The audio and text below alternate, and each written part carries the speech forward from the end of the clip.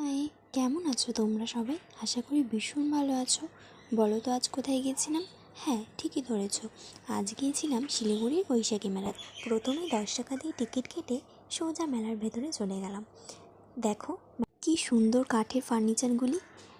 মেলার ভেতরটা ভীষণ পরিপাটি করে সাজানো গোছানো রয়েছে।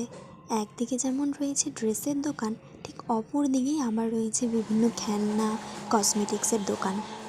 পুরো মেলাটা ঘুরতে ঘুরতে চলে এলাম এই কাকুটার দোকানে।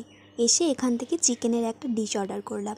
ঠিক নামটা মনে নেই, কিন্তু খেতে খুবই টেস্টি ছিল। আমার তো ভীষণ পছন্দ হয়েছে এটা।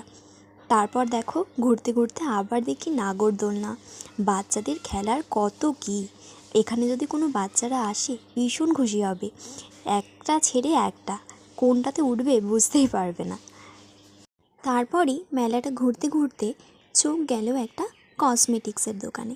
সেখানে গিয়ে আমি তো সব কিছু দেখছিলাম, কোনটা ছেড়ে কোনটা নেব। আর জানো, মেলায় এলে আমার যেটা কিনতেই হবে সেটা হলো ইয়াররিংস।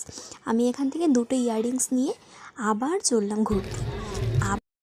এই মেলাতে তোমরা যা নেবে তার জন্য পেমেন্টটা আগে করতে হবে, তার বদলে টোকন দেওয়া হয়।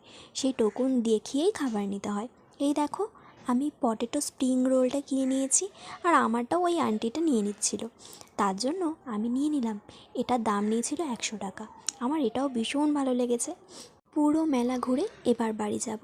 বাড়ি যাওয়ার আগে এই কাকুটার দোকান থেকে একটা মিষ্টি পান কিনে খেয়ে আর একটা মায়ের জন্য প্যাক করে নিয়ে চলে আসলাম বাড়িতে।